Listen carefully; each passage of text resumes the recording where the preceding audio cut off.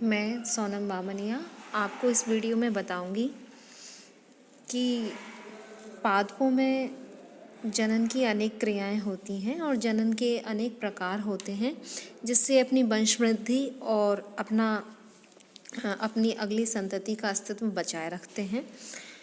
मुख्य रूप से पादपों में पाई जाने वाली जनन की प्रक्रिया है उसे हम दो समूहों में रख सकते हैं, जिनमें पहला होता है अलैंगिक जनन यानी एसेक्सुअल रिप्रोडक्शन और दूसरा सेक्सुअल रिप्रोडक्शन। प्रथम प्रकार का जो रिप्रोडक्शन है उसमें युग्मकों का संलयन नहीं होता है और बिना संलयन के ही नई संतति का प्रादुर्भाव हो जाता है या नई संतति बन जाती है। लेकिन लैंगिक जनन में युग्मकों का संलयन आवश्यक रूप से होता है। अलैंगिक जनन की क्रिया में समसूत्री विभाजन होता है और उससे सभी नई उत्पन्न संतति आनुवंशिक रूप से जैसा जनक पौधा होता है वैसी की वैसी ही हमें मिल जाती हैं। तो हम यहाँ बात कर रहे हैं एसेक्सुअल रिप्रोडक्शन में भी उसके दो प्रकारों की, जिनमें पहला प्रकार होता है एगेमोस्पर्मी और दूसरा प्रकार है कायिक जनन। यानी अलैंगिक जनन आगे हम दो प्रकार से देख सकते हैं या दो रूपों में देख सकते हैं, जिनमें पहला है एगेमोस्पर्मी। एगेमोस्पर्मी या अनिषेक बीजता, ऐसा जो जनन होता है उसमें पादप में बीज तो बनते हैं लेकिन युग्मकों का संलयन या उनका फ्यूजन नहीं होता। अब बीजाणुकता यानी एपोस्पोरी और एपोगेमी यानी अपयुग्मन इसी के उदाहरण हैं। दूसरा जो प्रकार है उसमें है कायिक जनन। कायिक जनन अलैंगिक जनन का ही एक दूसरा प्रकार है जिसे हम वेजिटेटिव रिप्रोडक्शन कहते हैं। इस प्रकार के जनन में पादप के कायिक भागों में उसके प्रकंद यानी राइजोम, कंद यानी ट्यूबर्स, शल्ककंद, बल्ब्स इत्यादि के द्वारा जनन होता है। और पत्ती के द्वारा भी जनन हो सकता है, तने के दूसरे भागों के द्वारा भी जनन हो सकता है।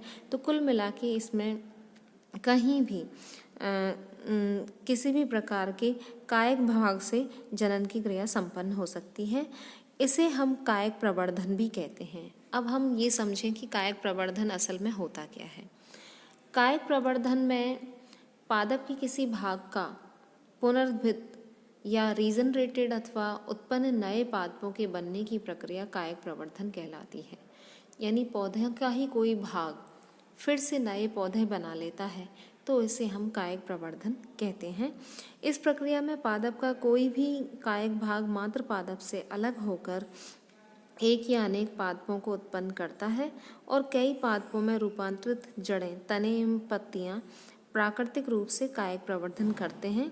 पादप के इन भागों को हम प्रवर्ध कहते हैं यानी प्रोपेग्यूल्स कहते हैं। जड़ों और तनों में या बल्बिल्स में या ट्यूबर्स में या राइजोम में कुछ इस तरह की प्राकृतिक रूपांतरण पाए जाते हैं जो फिर से पादप का निर्माण करते हैं और ये पार्ट प्रोपेग्यूल्स कहलाते हैं। ये प्रवर्ध बीजाणुद्भिद पादपों में ही बनते हैं, स्पोरोफाइट में ही बनते हैं। मनुष्य ने अपने आर्थिक महत्व के पादपों को कायिक प्रवर्धन के हिसाब से बहुत सारी विधियों में भी डेवलप कर लिया है जिससे कि उसे आर्थिक रूप से इसका फ़ायदा मिले, इसका लाभ मिले।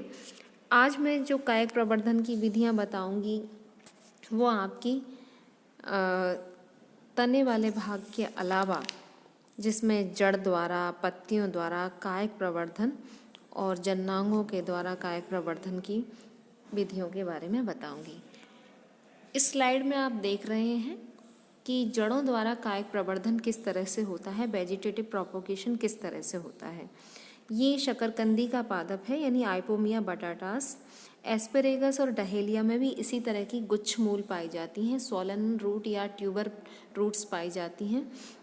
तो इनमें क्या होता है, इनकी जड़ों में अपस्थानिक कलिकाओं को उत्पन्न करने की कैपेसिटी होती है और ये जो कलिकाएं हैं ये अपने मुख्य पौधे के समान ही पत्ती वाला पौधा उत्पन्न कर लेती हैं और इस प्रकार की जड़ों को हम रिप्रोडक्टिव रूट्स भी कहते हैं।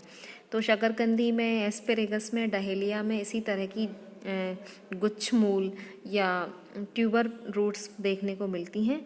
कुछ काष्ठ वाले पादप हैं जिनमें जड़ों से भी प्ररोह का प्रादुर्भाव होता है, नए पौधे बनते हैं, जैसे कि शीशम में यानी डलवर्जिया सिसु और सिरिस यानी अल्बिजिया लेवेक में भी जड़ों से प्ररोह का निर्माण होता है।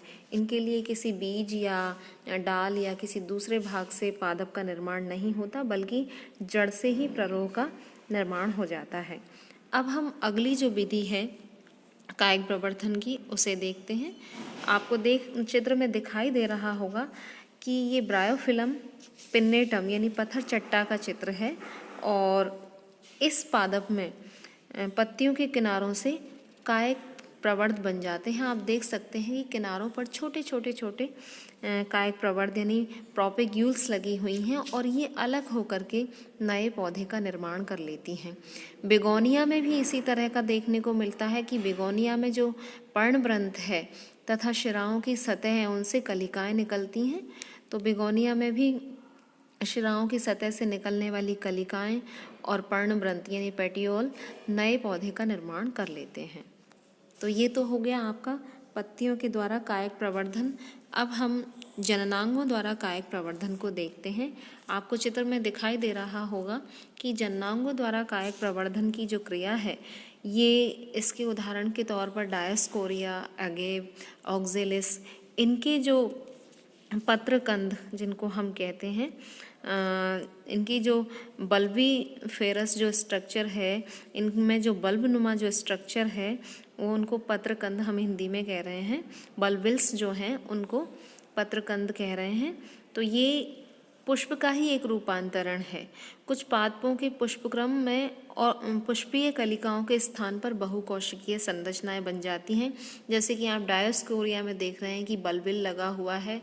इसी तरह से अगेव और ऑक्जेलिस में भी आपको बल्बिल्स की स्ट्रक्चर ग्रुप के रूप में दिखाई दे रही होगी। तो जहाँ पर पुष्प निकलना चाहिए वहाँ पर बल्बिल्स डेवलप हो जाते हैं और ये बल्बिल्स नए पादप का निर्माण करते हैं।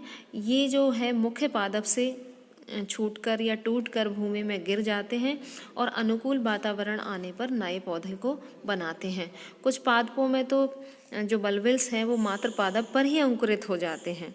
अगेव यानी अगेव, कैंटेला, ब्लॉबा बल्बीफेरा, लिलियम बल्बीफेरम, डायस्कोरिया, ऑक्जेलिस, इन सभी में जननांगों के द्वारा वेजिटेटिव प्रोपोगेशन की क्रिया संपन्न होती है।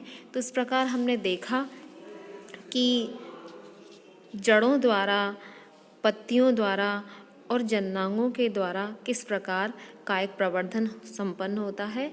हम जान लें कि कायिक प्रवर्धन वह प्रक्रिया है जिसमें पादप के ही किसी भाग से नए पादप का निर्माण हो जाता है और ये प्रक्रिया कायिक प्रवर्धन कहलाती है। इसमें किसी भी प्रकार के युग्मक संलयन की क्रिया नहीं होती है और यह अलैंगिक जनन के अंतर्गत आने वाली यानी एसेक्सुअल रिप्रोडक्शन का ही एक प्रकार है। अगले वीडियो में हम पढ़ेंगे तने द्वारा कायिक जनन।